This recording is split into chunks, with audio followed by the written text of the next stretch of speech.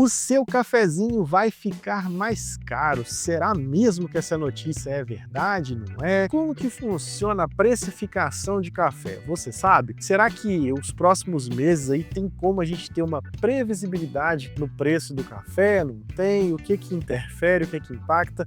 No vídeo de hoje eu vou te falar um pouquinho aí sobre o que eu acho, né, do futuro do café, explicar como que funciona essa precificação, quais são os fatores que interferem, o que fez com que ano passado o café tivesse essa disparada absurda aí no preço, né, da gente encerrar o ano pagando quase o triplo num pacotinho de café aí na ponta no supermercado. E se você está pensando em começar a mexer com café, ou se você é dono de comércio e está achando que precisa aumentar os seus estoques ou não precisa, é só um alarmismo aí mesmo, ou se você é só um entusiasta mesmo que ama tomar café e está preocupado se você vai ter que gastar mais pelo seu cafezinho. No vídeo de hoje eu vou mostrar para você aí um panorama do cenário cafeeiro e alguns fatores que impactam na nossa xícara, beleza? Bom, pessoal, antes de mais nada a gente precisa entender, o café ele é uma commodity e como toda commodity, ele sofre inúmeras interferências externas na sua precificação, seja a economia do país, política global, enfim, uma série de fatores que fogem ao nosso controle, então é muito difícil a gente falar sobre uma previsão exata do café. Existem alguns ciclos que eu vou explicar para você aqui hoje, que interferem aí no preço do café sim, e isso talvez nos dê uma certa luz aí do que pode acontecer, algumas previsões, né, para o consumo de café futuro aí no planeta, que também nos dá uma noção de para onde pode caminhar o preço do café, e nós vamos falar um pouquinho aqui hoje. O primeiro ponto que eu gostaria de abordar aqui, igual eu falei que o café é uma commodity, nós brasileiros especificamente sofremos um pouquinho mais com isso pelo simples fato do café ser cotado em dólar.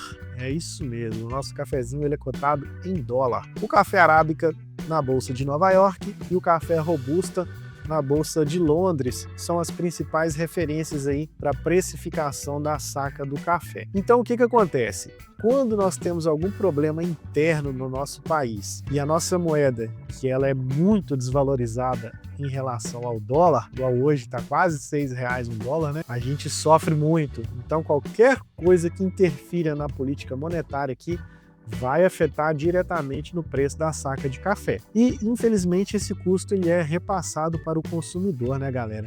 As indústrias compram o café mais caro e elas vão repassar. Não existe ninguém que é bonzinho aí que vai querer absorver o custo, né, esse aumento aí repentino do café. Mas o principal fator do aumento do café no passado não foi bem esse, tá? Ano passado, o principal fator foi a crise climática. Nós tivemos uma crise climática muito severa no mundo ano passado, o que afetou as principais lavouras de café ao redor do planeta. Dentre elas, o principal afetado foi o Vietnã, que é o segundo maior produtor de café do mundo. O Vietnã sofreu demais ano passado, ele teve uma quebra de safra recorde, o que fez com que eles, por ser um dos principais produtores do café robusta, ofertasse muito menos café no mercado. Com isso, né, galera? Lei da oferta e procura. Quanto mais demanda de um produto você tem no mercado e menos oferta, a tendência é que o preço dele dispare, e que foi o que aconteceu com o café. Por que ele afetou muito no nosso café aqui no Brasil, né? Principalmente no café tradicional e extra forte, que são os cafés aí de prateleira. Esses cafés, como a gente falou no vídeo anterior, eles utilizam um blend de café conilon e arábica, porque até então o café conilon era usado para baratear esse blend. E o café arábica entrava ali meio que como um tempero. Então, como esse café ele está ligado ao blend principal do copo do brasileiro, e o Brasil, a sua produção de café conilon teve uma procura muito atípica do que dos anos anteriores, o preço do conilon disparou. Então, do conilon disparou, o do arábica disparou, não tem mais aonde a indústria recorrer, então o café que antes barateava o blend dela já não barateia mais, porque o café conilon estava cotado a quase o mesmo preço de um café arábica. Na verdade, chegou até a passar o preço do café arábica Rio, tá? Teve uma época aí do ano passado que o café Rio estava R$1.800 a saca e o café conilon estava R$1.900. Então, com isso, não teve como mesmo a indústria segurar ou fazer essa manobra aí para poder baratear o custo do café. E foi onde o café disparou. A indústria ela nunca vai absorver o custo, galera. Isso aí, principalmente esses grandes players aí, que são os caras que compram milhões de sacas de café, esses caras, eles não querem nem saber, eles vão comprar. Ah, é X valor? Então toma aqui, consumidor, você vai pagar. Até mesmo porque um outro fator agravante também é que essas indústrias muito grandes, essas negociações muito fortes que eles têm com essas big redes de supermercado aí, eles fixam o preço do café ao longo de um período. Uma mega rede aí de supermercado chega para uma fábrica e fala, ó, vou te comprar tantos milhões em café, mas eu quero X toneladas em contrato desse valor. A partir do momento que a fábrica assinou o contrato, galera, acabou, não tem como, ela vai ter que segurar aquele preço ali. E aí foi onde muitas indústrias também tomaram prejuízos enormes, né, na sua venda de café. Porque o cara tinha um contrato assinado ali, às vezes de 6 meses, 1 ano, para fornecer café para as redes de supermercado, hipermercados, né, os atacadões, e o cara, por contrato, ele não podia quebrar, então ele tinha que manter o preço. Como o café disparou, algumas indústrias tomaram prejuízo, mas tiveram que segurar. E aí você, mas será que vale a pena?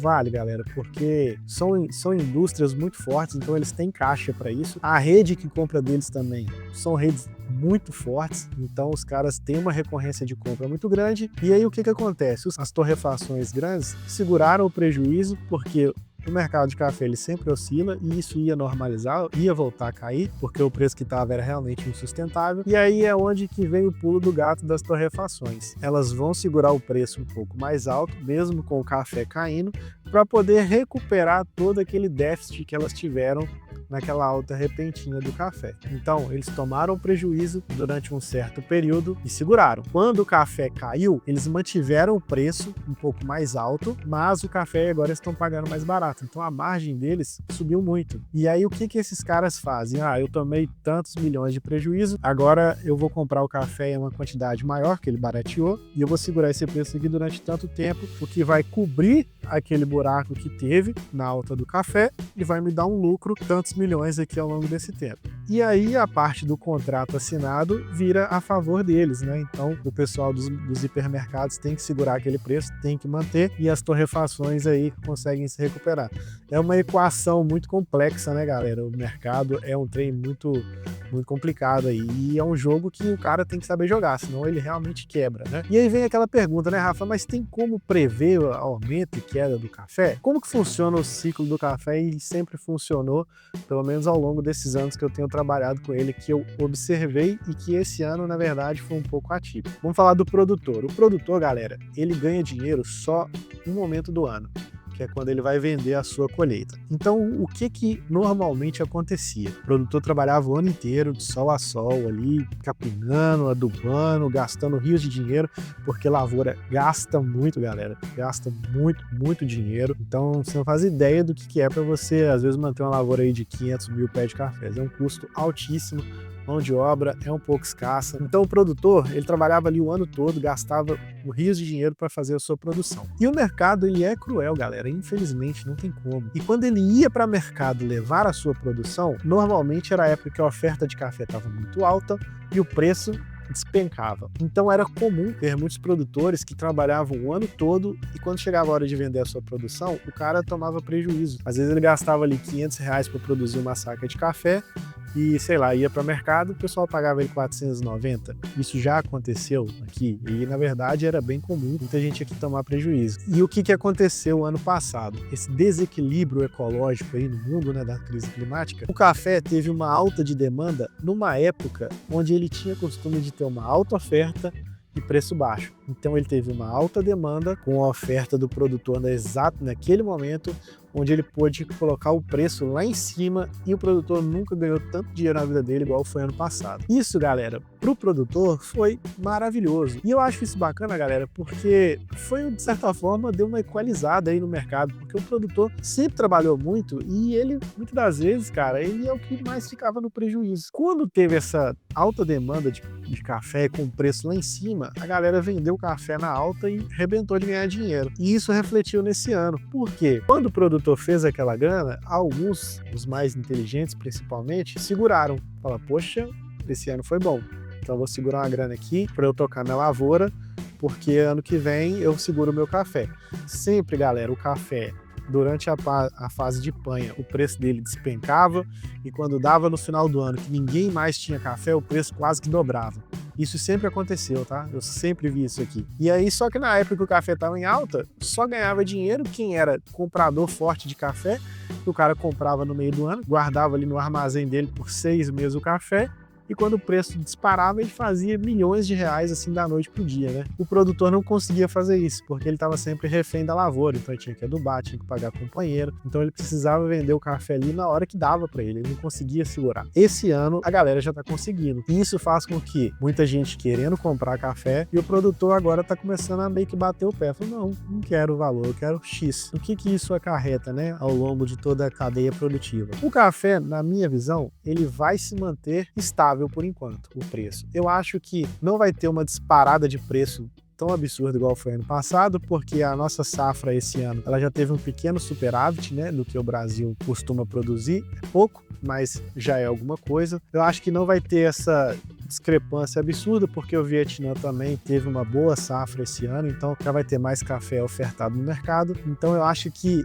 a tendência é que o café se mantenha estável aí pelos próximos meses, tá? Ao longo dos anos, dos próximos anos que virão, aí já é um pouco diferente, porque a produção mundial, ela não tem crescido proporcionalmente ao que o consumo mundial tem crescido. O consumo de café no mundo aumentou demais e a nossa produção vem caminhando a passos lentos, aí, engatinhando, enquanto o consumo tem quase que se tornado um maratonista, né? Então, a tendência é que para os próximos anos, aí, talvez 5, 10 anos, o café seja realmente uma bebida cara de ser consumida, porque principalmente a China, né, por exemplo, tem aumentado demais o consumo. É o que a gente falou ao longo do vídeo, né? Lei da oferta e procura. Quanto maior a oferta e menos procura, o preço cai. Quanto maior a procura e menos a oferta, o preço sobe. Eu acredito que o café ao longo dos anos será uma bebida assim um pouco mais cara, principalmente bons cafés, tá, galera? Existem aí os blends aí que a galera faz para baratear, que usa casca de café, joga milho, torra no meio, essa confusão aí, e essas porcaria aí pode ser assim que você acha barato. Mas quando a gente fala de café, café bom mesmo, café de verdade, a tendência é que o café suba. Mas se você é comerciante aí, tá pensando em abrir sua cafeteria, seu negócio, calma, segura o coração aí. Não é assim, eu acho que pelo menos esse ano não vai ser essa loucura que foi ano passado, não. O café, de fato, agora ele vai se estabilizar num preço mais alto, como já aconteceu esse ano. Ele não, o máximo que ele caiu agora, acho que foi R$ 1.800, se eu não me engano. E eu acho que ele não vai abaixar muito mais que isso aí a partir de agora. Beleza, galera? Então, sem alarmismo, esse negócio aí de que vai subir 50%, 60% aí mês que vem, não é bem assim. Vai ter uma subida, provavelmente, devido a isso, a esse critério que eu falei das indústrias, né? Que seja um reajuste delas para recuperar do rombo que elas tiveram ano passado. Mas o café, acredito que ele vai se estabilizar aí ao longo dos próximos anos. Beleza? Um abraço, até o próximo vídeo.